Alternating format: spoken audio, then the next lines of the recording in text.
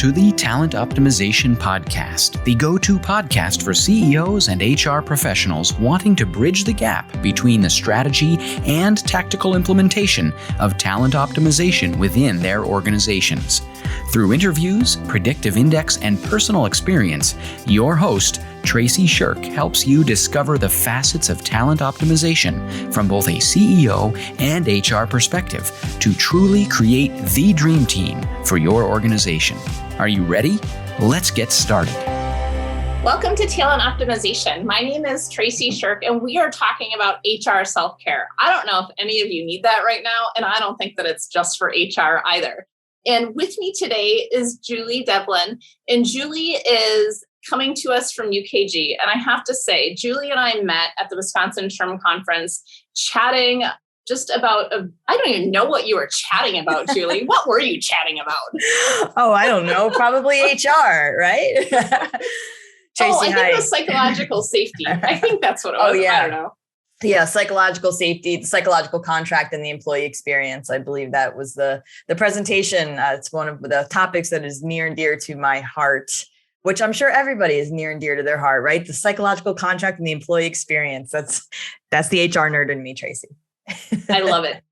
So as we talk about HR self-care today, I love the fact that we both started with, we're both exhausted right now. Yeah. Like, hold on, let's just start recording because this is going to be a really great conversation. But before we get there, Julie, what do you do that has you exhausted, and how do you not be exhausted? Let's just start there. Oh, don't ask me how to not be exhausted. No, we're gonna get into that. We're gonna get into that. But gosh, what do I do? Oh man. Well, Tracy, first, let me say how happy I am to be here with you today. It's awesome to have a conversation with you. And I am a senior partner in the Human Capital Management Advisory Group for UKG. That's a lot of words.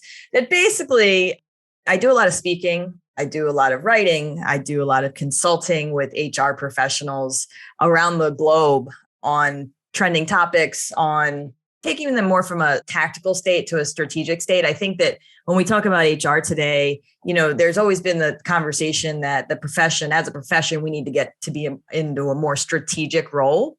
However, I think that there's now, what we've learned is there's got to be a balance between the two. I don't think it's ever going to be just one extreme or another. I think that it's got to definitely be somewhere in the middle.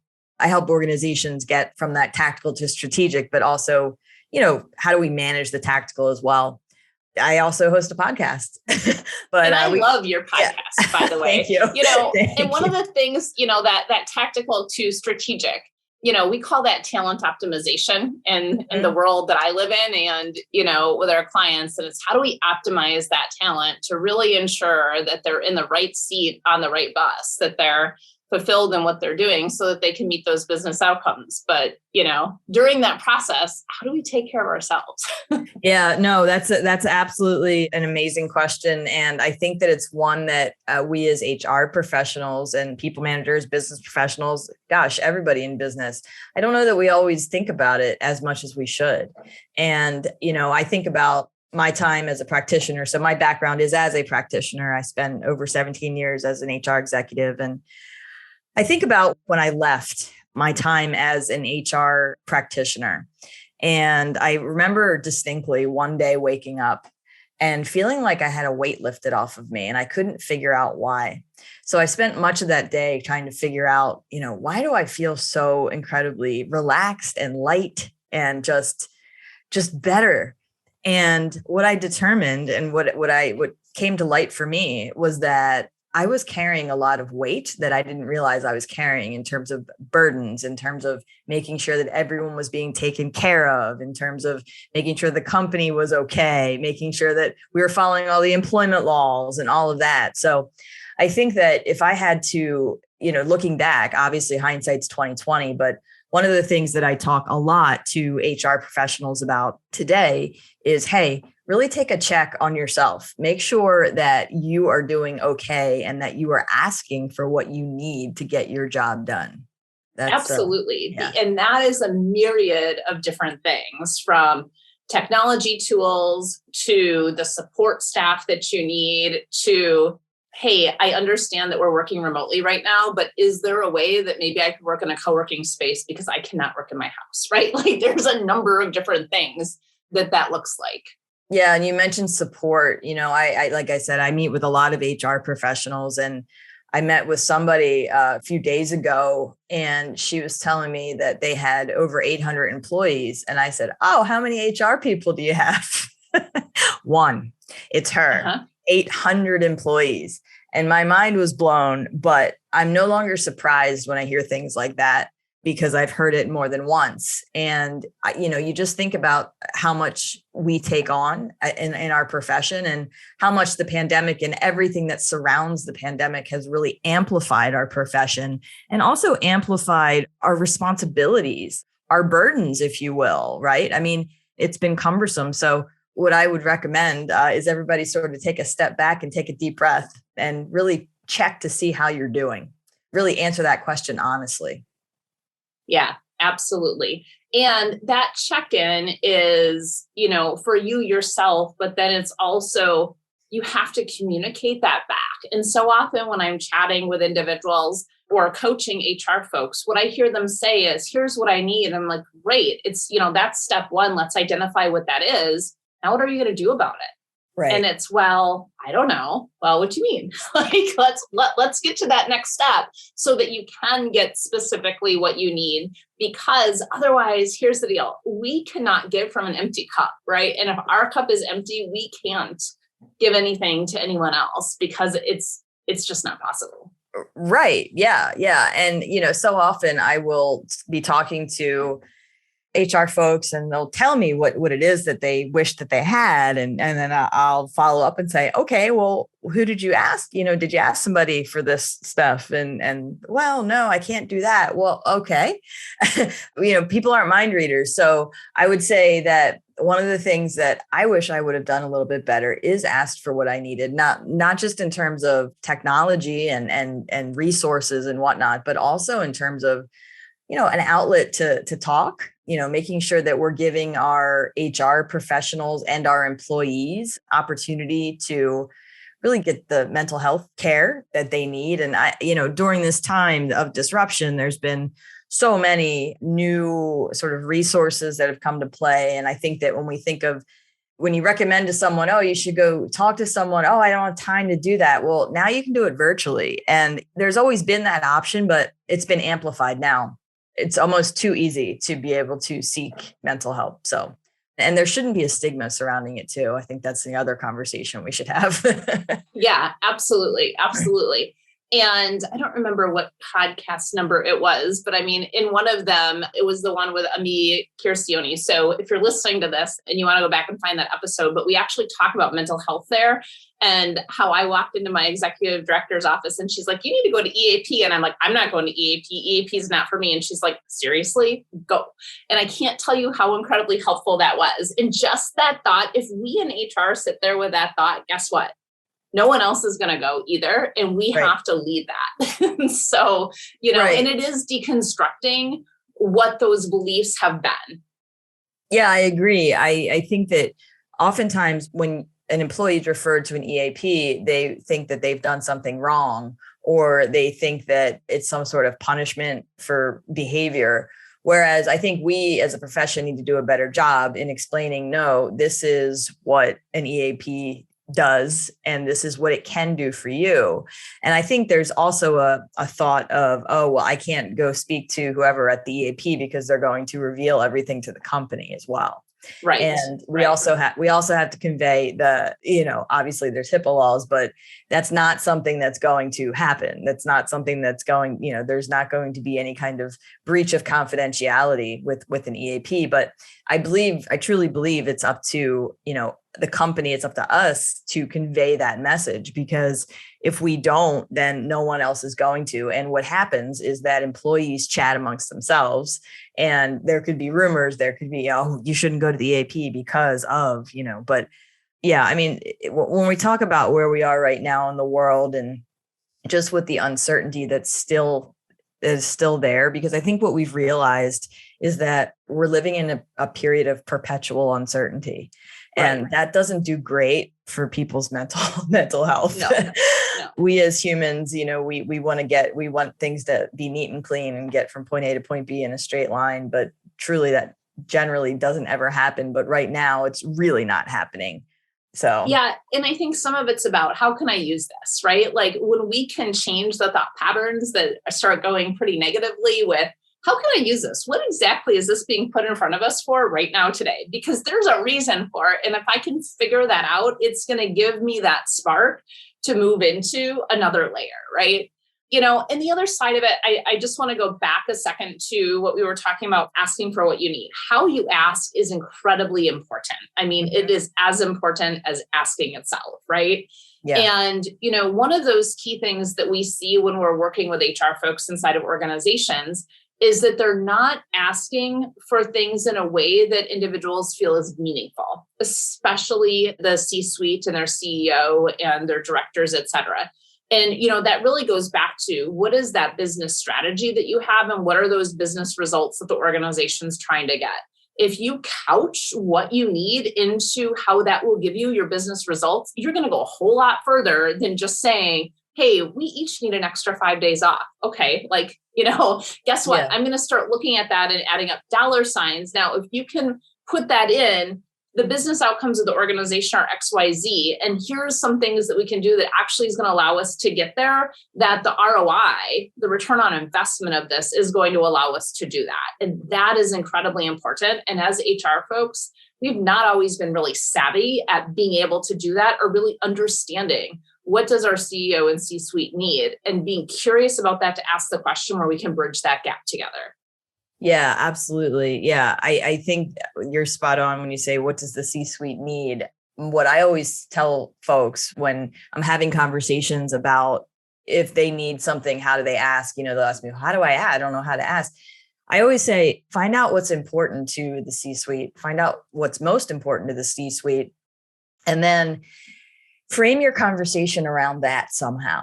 So let's just take a low-hanging fruit and say it's money, right? So, hey, we need new applicant tracking software. Okay, well, why do we need new, well, you just need it because you want it? Well, no, we need it because we're losing XYZ dollars not being able to track, all the candidates we're getting in. But actually having that data to share with executives, to share with decision makers and say, this is what we need and here is why we need it, is very, very powerful. And it's going to make your argument a lot stronger. Mm-hmm. Absolutely. And here's the thing.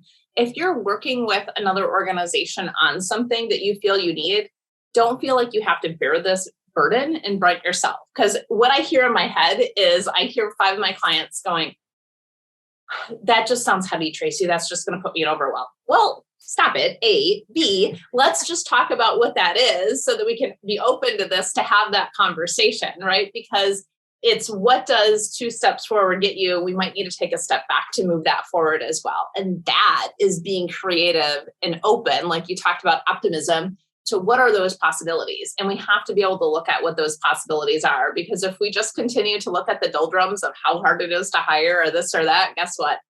You're gonna get ripped out. Yeah. You absolutely have to look at the possibilities. And, this time has been extraordinarily challenging, but it's also presented us with some opportunities to really shape the future of work. And I know that sounds really cliche, but it's true. Never at any point in time, I mean, at least from what I can remember, we as a profession, have we had such an opportunity to make an impact on the lives of so many people?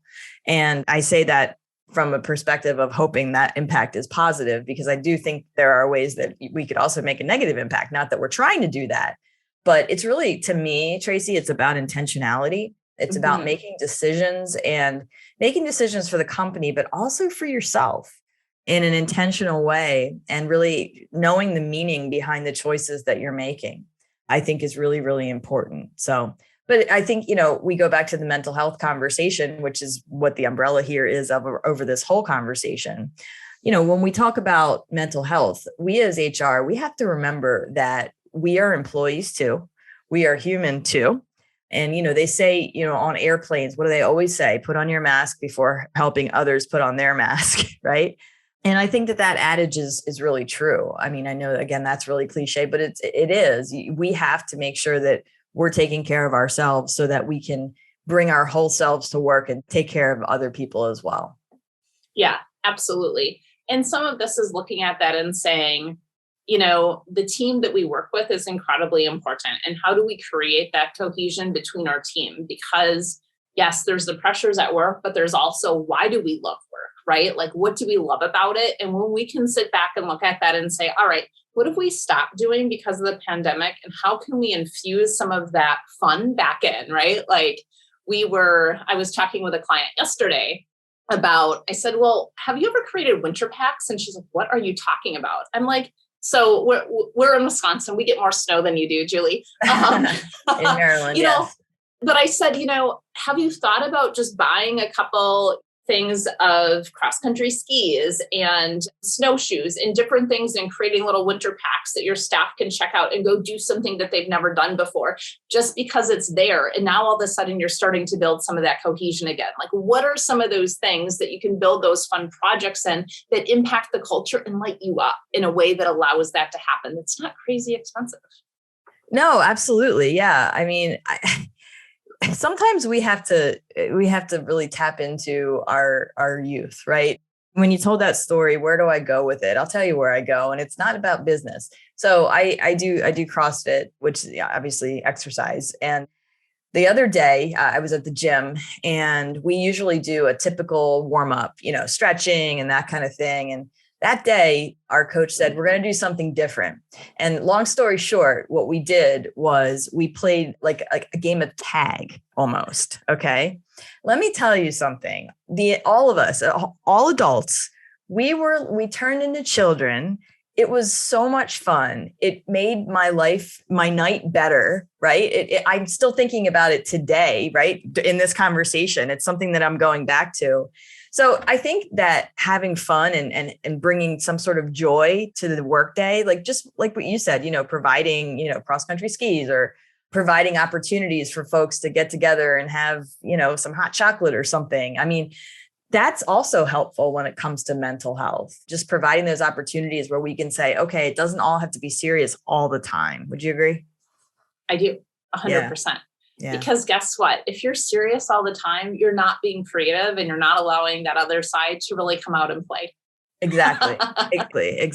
So I think that, step one is making sure that we as a profession are taking care of ourselves, and whatever that looks like for you too. There's not a blueprint in terms of how do we take care of our mental health. Yeah, there are the traditional things that we do. We go to therapy and, we journal and we step away from work when we need to. But I think the real thing I would say to everyone is to find what works for you, because what works for you may not work for someone else. And that's okay. Maybe something totally different. Maybe some sort of strenuous activity works for you. Whereas for someone else, it's just taking a nap, right? I mean, right. Yeah. And it's giving yourself the permission to do that. And, and the HR managers that I coach, it's one of those things that we bring up all the time is, what is it that you want to do? Going back to the beginning of our conversation, what do you want to ask for? And then the question is, well, why aren't you? And, so often I'll say, have you given yourself permission to actually have this? And they kind of look at me like I have six heads, and I laugh and go, no, seriously. Because if you haven't given yourself permission to do that, and guess what? We are trained our whole entire lives that someone else has to give us permission to get on the bus, to go to that thing, to do whatever, right? That have you given yourself permission to do it? And I will say, all right, take out a piece of paper. I know this sounds like second grade. Just do it. Like, take out a piece of paper. I, Tracy Shirk, give myself permission to whatever it is, sign it and date it. Now, can you go ask for that thing? I know it's simple and it sounds silly, but it has such a profound impact. Yeah, I think sometimes too, we're not even sure what it is that we need until we start to sit down and think about it, or we get into a situation where something just sort of pops in our head, like an aha kind of moment. Oh man, that would really be helpful if I had this, or if I went and had a conversation with this person or something like that. So yeah. So, you may be thinking too, oh, well, I think I have everything I need. I'm not really, I think, right. But really, in your day to day, think about what can make your day to day better. What can make your mentality better? What can make you more optimistic? It's not always rainbows and butterflies here, but No, not at all. And that's certainly not what we're conveying. But I think that, if we just take small steps to make improvements, that's going to pay off dividends in the future. Absolutely. And it's just that question, what don't I know that's going to make this, a better work environment? What don't I know that'll allow us to hit our business outcomes? What don't I know that's going to allow me to show up 100% every single day, right? Absolutely. Yeah. And I think it's also about having conversations with others too. We gain perspective from hearing others' views. Not that we always agree with them, especially at work. Yeah. But I always talk about the importance of listening and the importance of listening intentionally for HR, but also for HR folks to help train people managers to do that as well. Because, when we talk about HR self-care, yes, obviously that's the focus of today's conversation, but this also filters down to all employees as well. Mm-hmm. Very much so. Yeah. And we need to make sure that we are seeing the employee as the whole person and not just the worker. That's what this new generation of employees expects. And in some ways, I think they demand that. Mm-hmm. And, with the way the market is in terms of how many jobs are available and whatnot, if we're not providing folks a positive mental health experience, they're going to go somewhere where they can find that. So. Absolutely. So as we start to close out our conversation today, I'm curious, what's one key takeaway that you have for our CEOs and our C-suite that's listening in? Oh gosh. Yeah, just one key takeaway. Whatever you want to throw out there, right? No, I think sometimes the C-suite, CEOs, et cetera, they don't put as much credence into the things that they're hearing as maybe they should. Sometimes I think that folks are quick to dismiss what people are saying and feeling.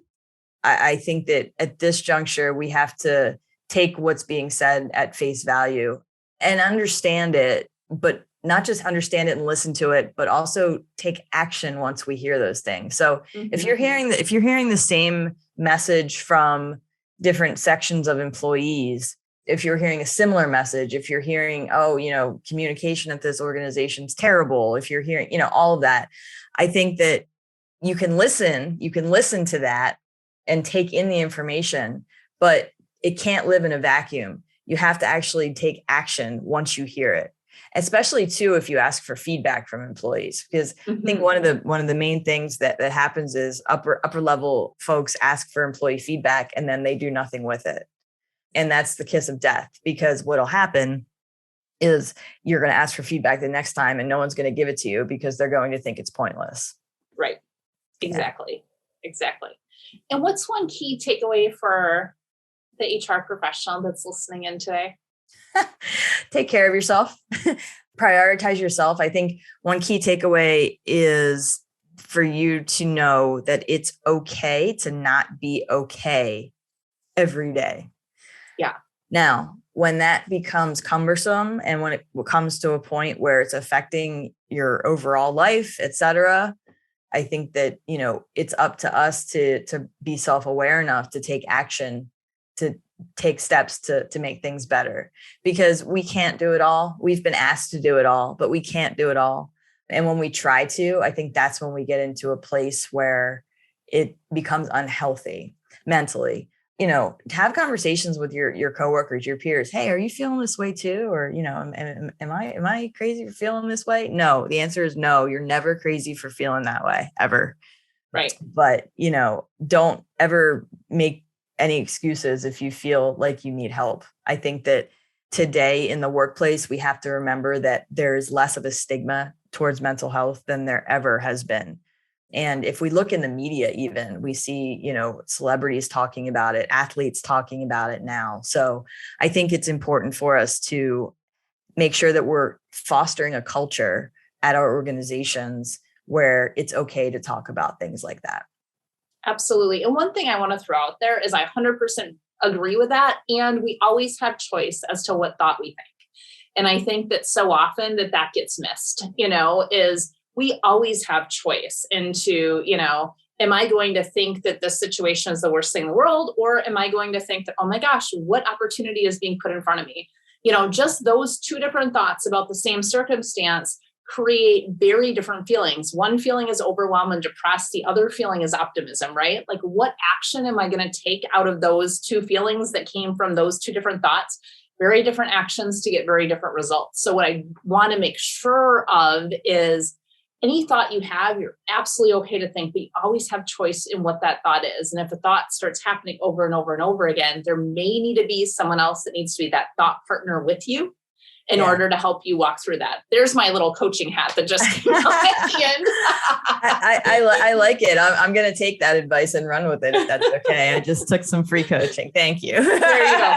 And if you are interested in our coaching programs, we do start new coaching programs for HR managers each month. It's no more than 12 people and they run for 6 months. So, if that's something where you're like, oh my goodness, I want more of that, we do have that. So I wish I would have taken advantage of something like that when I was a practitioner, honestly. Yeah, I mean, for sure. And I'll even tell you, we can even talk about how do I ask for what I need here, because there's a really easy way to do that. That should be the next podcast. Maybe that will be.